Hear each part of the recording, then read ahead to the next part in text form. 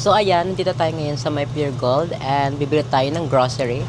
Actually mini grocery lang siya. Magluluto kasi ako sa bahay ng buttered shrimp. So bibili tayo ng butter. First stop is butter. Actually nalilito ako sa butter eh. Dati akala ko butter tong butter cup. Yung pala, margarine pala siya kasi butter. So, akala ko butter. Margarine pala siya. Kasi kapag sa margarine, tinitigyawat ako. Nagkakaroon ako ng tigyawat dito, over here. So, dapat butter. And nag-search kasi ako sa TikTok kung ano talaga yung butter. At ito siya. Magkano to? 262. Dalawa. Kasi, nagpabili ako ng shrimp, 2 kilo. I'm sure na pala dyan yung vlog na yon or hindi pa. Ayan yan. Na-upload ko na yun for sure. Kasi yun yung unang i-upload ko before this. Nakalagay dyan sa screen ko ano mga bibilihin natin. So, pag may nakalimutan ako, comment nyo na lang below. Pero ayun yung mga kailangan kong ingredients ngayon na bibili natin kapag nagluto tayo. And bibili din ako ng pagkain ng pamangkin ko. Mga chicha-chicha lang nila. By the way, yung garlic, onion, at corn, sa labas ko na lang siya bibilihin.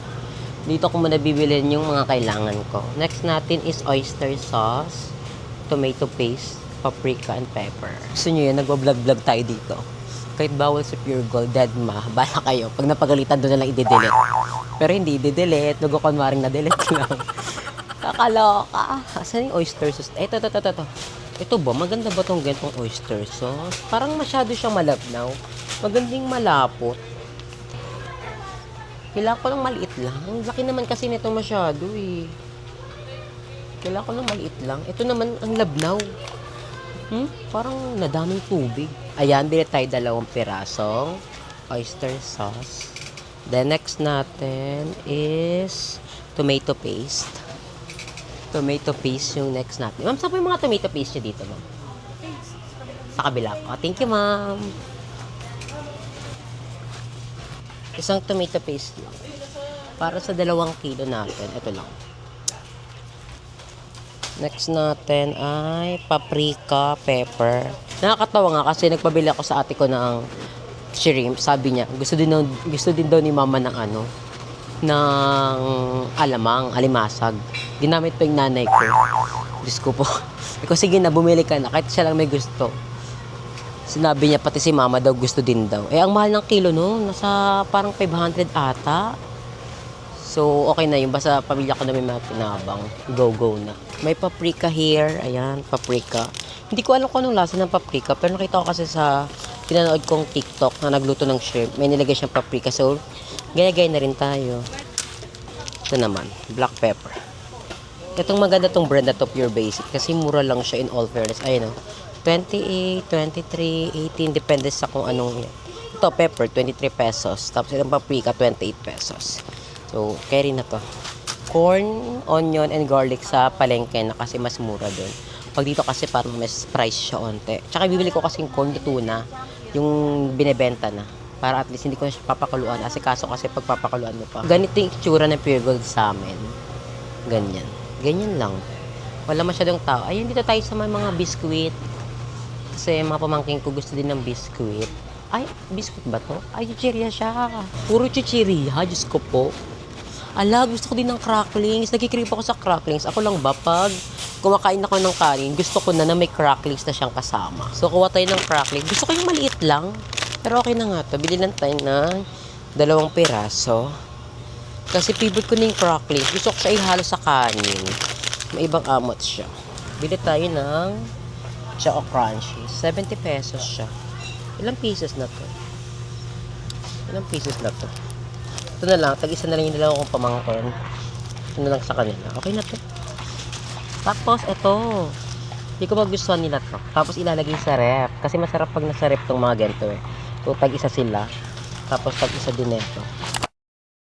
Kakatapos ko lang maligo. And ang oras na ngayon ay 3:23 ng madaling araw. Ngayon lang ako nakatapos maligo. Tapos sore din pala kung hindi ko napakita sa inyo yung pagkain namin ng butter garlic shrimp. Kasi wala, nalobot kasi yung camera ko. Na-impacta si mama. Tapos meron ako extra battery.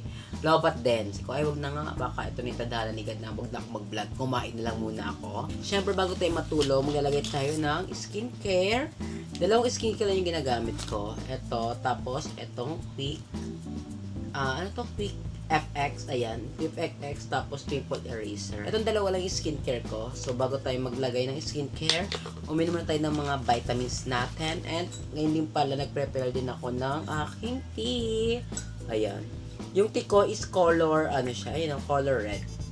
So, every night, nagtiti ako. Pero hindi laging every, kasi may mga times, magiging honest na ako. Pag nagiinom ako, umuwi na ako dito sa bahay ng alas 7, alas 6, gano'n. Bongga si mama, inaabot ang umaga umuwi.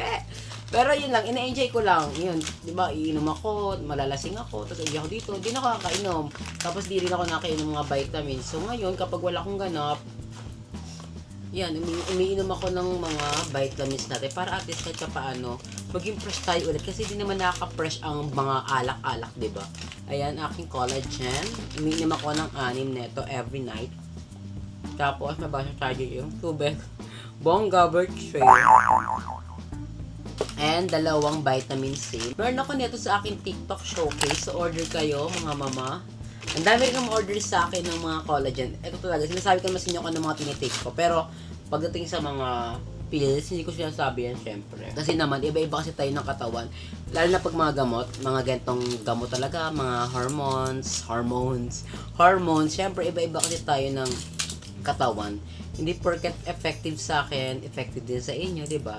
Iba-iba kasi tayo ng katawan. Ayaw ko mag-suggest ng mga ganitong gamot kasi malay nyo, may mangyaring masama. Ang better na lang din is magpa-consult kayo sa endocrinologist para mas safe. Mahirap yung mga nagdi-DIY ng mga pills dyan kasi Diyos ko po, marami na ako nakita sa TikTok, sa mga posts sa FB na nagkaroon ng blood clot, yung iba na stroke. Kaya sa mga transisi ko dyan na gusto mag-undergo ng hair HRT ng hormonal replacement therapy, mas suggest ko sa inyo magpa-consult kayo sa endocrinologist para mas safe kasi mahirap kapag kayo lang. Kaya rin pala ako nag-film kasi napalad naman sa title, bibili tayo ng bagong bahay. Hindi tayo bibili pa. Kasi sa mga plano ko bumili ng bagong bahay. Umupahan kami ng family ko and na-comment niya doon na, Mama, bakit ayaw mong bumili ng bahay ulit? Bakit? Mas gusto ko ba talaga na mag-rent to own na lang? Pagpasensya niyo na pa ako, tumitingin ako sa side na to kasi may salamin ako dito. Hindi kasi ako sanay maglagay ng skincare tapos hindi tumitingin sa salamin. Ayun nga, back to topic, may nag-comment sa akin kung okay na ba daw ako mangupahan na lang or mas gusto ko pa rin bumili ng bagong bahay. Syempre, ako talaga, ngayon ko na sasabihin to, may plan talagang bumili ng bagong bahay. Sadyang, ayoko lang talaga sa Cavite. Ayoko sa province. Ayoko talaga.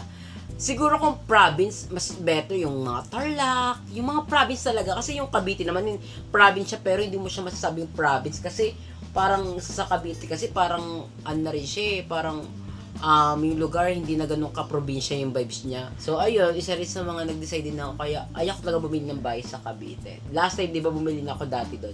And buti na lang talaga, nabenta natin yung bahay. Bala ko rin talaga bumili ng mga rent-to-own na house. Bala ko rin talaga. Siyempre, maganda kasi pagtanda ko, parang may bahay na ako mauwian. Pagtanda ko, nasa isip ko, hindi ko naisipin yung bayarin monthly, di ba? Ganun. Gusto ko rin talaga, kahit paano, is maging goal ko rin yung magkaroon ng bahay talaga.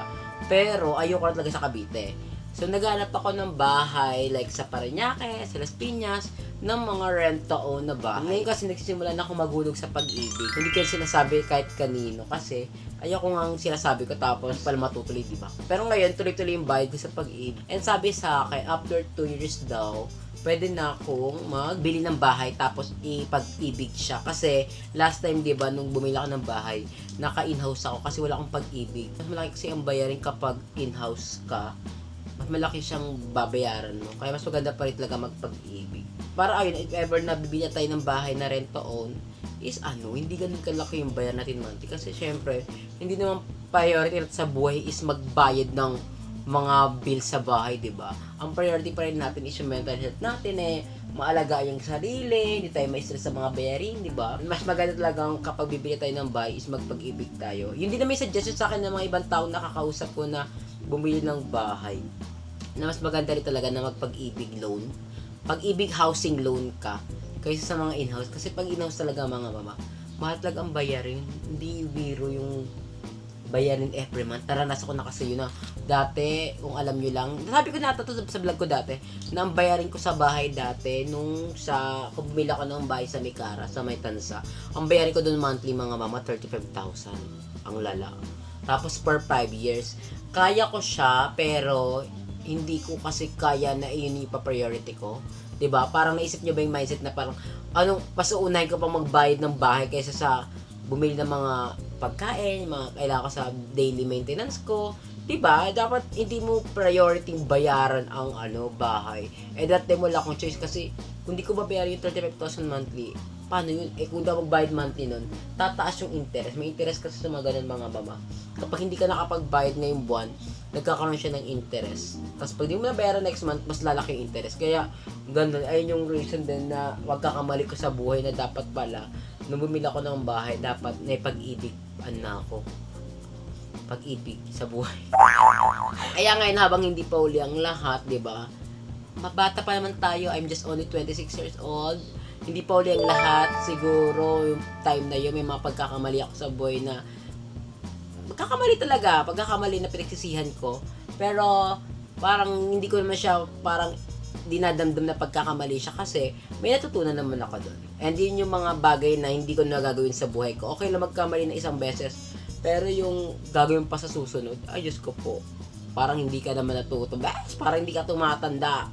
Tumatandang paurong. Ayun, bala ka bumili ng bahay na rent to own around sa Parañaque lang, Cavite. Kasi ayoko talagang tumira sa Cavite. Ayoko talaga. Parang hindi ko feel yung vibes na doon ako bibili ng bahay. Okay, pa sa mga province talaga, yung malayo. Yung La Union ba? La Union? Yung baba ng Baguio. Pampanga, Pangasinan, mga ganun. Kaya ako tumira sa ganung lugar kasi province life talaga doon. Yung wala masyadong mga building. Sa Cavite kasi, di ba, marami ring building. Parang di na nga province ng Cavite. Tsaka ako talaga, gusto ko din yung lugar na maingay. Sa Cavite kasi, ang daming parang tahimik na lugar doon. Kailangan madami, hindi ganun kaingay. Ako kasi gusto ko talaga yung vibes ng kaingay na paglabas mo, ang dami mo nakikitang tao.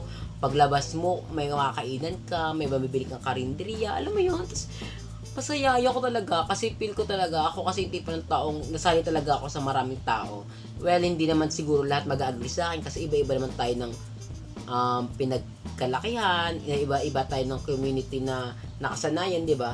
Kaya ako kasi ang nakasanayan ko talaga is yung kaingin vibes na paglabas mo ang daming tao, paglabas mo may nagchismisan, paglabas mo meron nag-aaway, mga ganon. Hindi naman sa nagiging toxic ako, pero yung kasi yung na-embody ko talaga, yun yung bumuo sa pagkatao ni mama na paggising ko sa umaga, maingay, mainit. Mamimiss ko lang yung vibe sa kaingin talaga. Alam nyo ba minsan naiiyak ako na parang, na-miss ko yung kaingin. Lalo na kasi recent nandito ako sa may Las Piñas, lagi ako napapatabi sa Parañaque sa may, nadadaan ako laging kaingin. Nalulungkot ako na dati dito ako nakatira, ganun.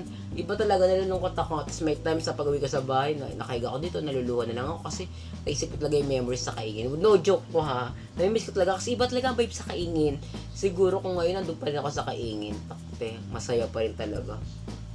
Iba pa rin talagang kaingin. May mga nakausap din ako mga ilan-ilan na taga-kaingin before na namimiss nila kami ng mga bakla kasi sanay din sila sa amin na nag-vlog kami ng mga bakla sa kaingin.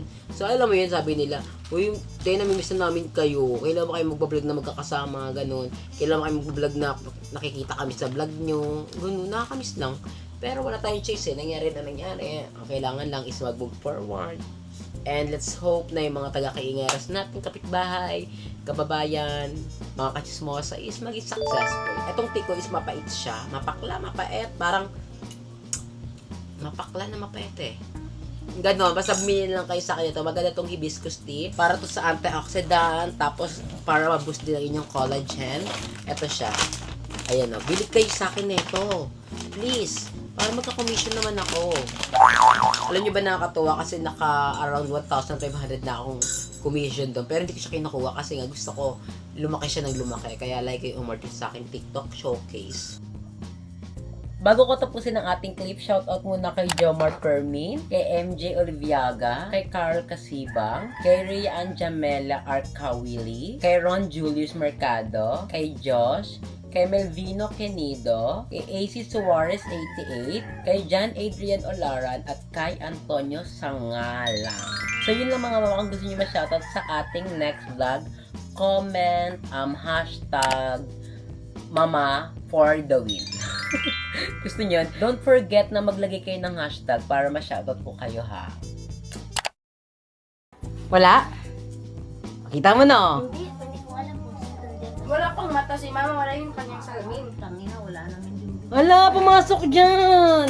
Sir, ipakita ko nga. Ano, baka naman umikot na yun. Mahirap niya, mabilis din siya magtuloy-tuloy dito. Makakapitan ng kuko niya. Pero, palit na lang yan. Ayun nagsasabi sa'yo, umakyat din sa taas namin. Ay, uli. Bumababa. Dito pala Ang bilis niya naman nakalong, baka dyan sa lang. Bili ka kasi ng ano. Mama, ilang bili na nga ako sa... So, medyo matibay na pagdikit. May ano pa naman sa kwenta. Nakita ko siya pumasok eh. Dumaan ng ugal ko. Ito yung ano, ito, papahayan ko kapag ano. Kasi yun, kami Ganun. siya.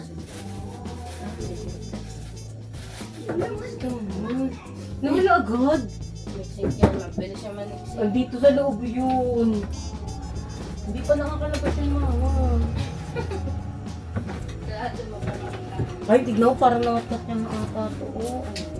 Ah, Baka na nga may pagkain. hindi, pero nagkano.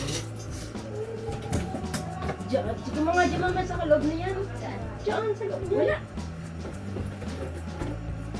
Labas ka. Diyan na. Huwag mo bagsak.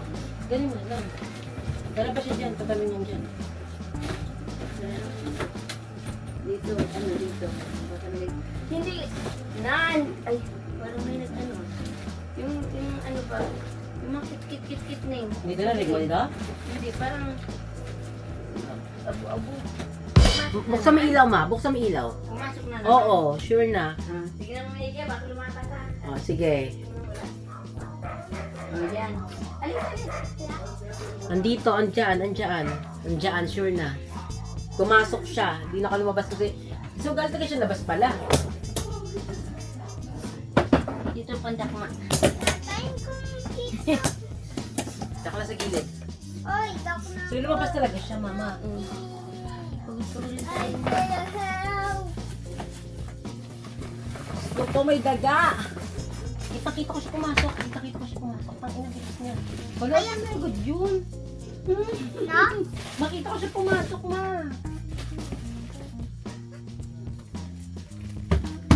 Wala, saan na yun? Ang bilis naman. Hindi nga ako nagbikit-bikit eh. Liya dito ka liya, babasitan kayo yung ano.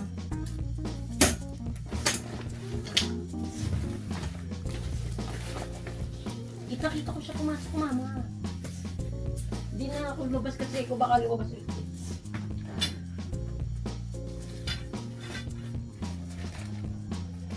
Look, saan na yun? Picturean, ano nung ano video.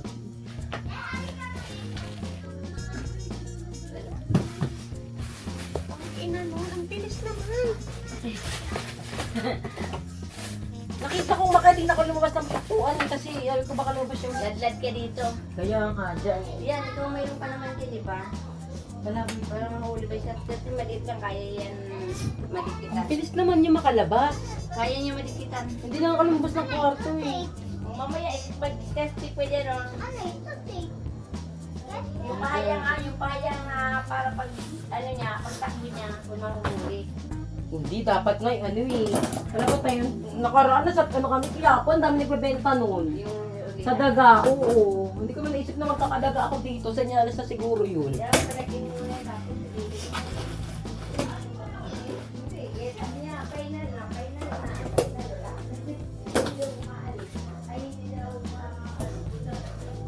Tatayak na yung sa kita daan. So, kailan kaya mahuhuli yung daga Ang na pangalami. aligit dito sa kwarto ko? Alik. Kanina pa siya. Ngalam.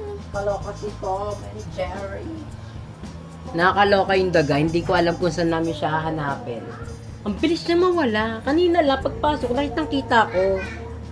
Diyos ko po, kailan kaya siya mahuhuli? Abangan sa mga following vlogs natin. Nakaka-impacta.